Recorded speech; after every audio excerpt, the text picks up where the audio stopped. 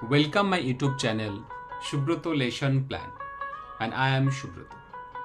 আজকে যে টপিকটা বিষয়টা নিয়ে আলোচনা করব সেটা আমাদের অনেকেরই কম বেশি সবার সামনে দাঁড়িয়ে কথা বলার ক্ষমতা অনেকের থাকে না, বা একটা ফিয়ার বা একটা ভয় এটা থেকে থাকে। তো সেটাকে আমরা কিভাবে ওভারকাম করব সেটা কিন্তু অবশ্যই একটা ইম্পর্টেন্ট বিষয়। তো এই বিষয়ে যদি জানতে চাই আমরা, তাহলে ভিডিওটা লাস্ট পর্যন্ত দেখতে হবে। তো তার জন্য কি করব বা কি করা দরকার সেইগুলোই জানবো। ভিডিওটা অবশ্যই লাস্ট অবধি দেখো। যেটা প্রথমত যেটা দরকার আমাদের, সেটা হচ্ছে কোনো জিনিস যেটা বিষয়ের ওপর আমরা টপিক দিয়ে আলোচনা করব সেটা ভালো করে প্রিপারেশন দরকার বা রিহার্সাল দরকার। যে টপিকটার উপর বলবো সেটাকে ভালো করে প্রিপারেশন দরকার। প্রিপারেশন হলে ওটাকে ভালো করে আমাকে প্রেজেন্ট করতে হবে, যেটা প্রেজেন্টেশনটা অবশ্যই দরকার। তার জন্য প্র্যাকটিস। প্রিপারেশনটা হলো বাট আমি প্র্যাকটিস করলাম না, আমি ভাবলাম যে জায়গায় গিয়ে বলবো, এটা পসিবল হয় না অনেক সময়। তার জন্য কি দরকার? প্রিপারেশন দরকার অ্যান্ড প্র্যাকটিস দরকার। মানে নিজেকে বোঝাতে হবে যে তুমি পারবে, তোমার মধ্যে এই ক্ষমতাটা আছে। যদি করতে পারো তাহলে তুমি ভালো করে রিপ্রেজেন্ট করতে পারবে বা পাবলিক স্পিকিং করতে পারবে।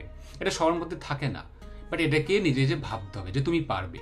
তোমার যে ভালো জিনিসগুলো আছে সেগুলো নিয়ে তুমি রিমাইন্ড করতে থাকো, যেটাকে বলে পজিটিভ টক নিজের মনের মধ্যে।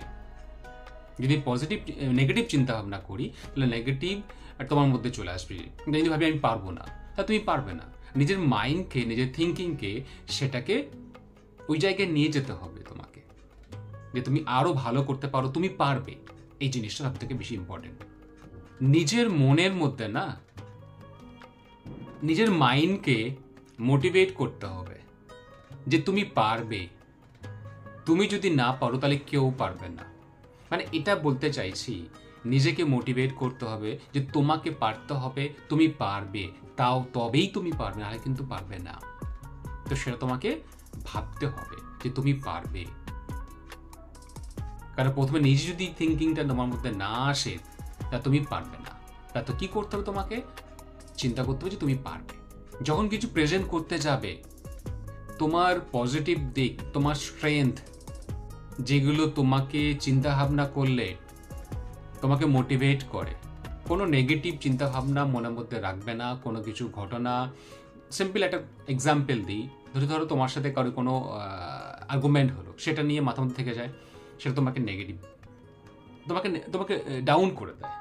তো ভাবো তুমি এমন কিছু করেছিলে যেটা ভালো হয়েছিল বা অ্যাপ্রিসিয়েট হয়েছিল, সেরকম জিনিস চিন্তা করো যেটা তোমাকে মোটিভেট করবে। আর যেটা ইম্পর্টেন্ট অবশ্যই, সেটা হচ্ছে ব্রিদিং এক্সারসাইজ করতে হবে। ব্রিদিং এক্সারসাইজটা কি হয়, আমরা যখন কিছু বলতে যাই, প্রেজেন্ট করতে যাই, আমাদের হার্টবিট, পালস বেড়ে যায়। ওটা কমানোর জন্য ওটাকে নর্মাল, মানে ধীরে ধীরে নিঃশ্বাস নিতে হবে, ছাড়তে হবে, নিতে হবে, ছাড়তে হবে। তাহলে হার্টবিট নর্মাল হলে সব কিছু ঠিকঠাক থাকবে, নর্মাল থাকবে। না হলে কথা বলার মধ্যে যার প্রভাবটা পড়বে। তো এটা কিন্তু একটা গুড প্র্যাকটিস, এটা কিন্তু হ্যাবিটস, এটা আদত মধ্যে আমাদেরকে নিয়ে আসতে হবে।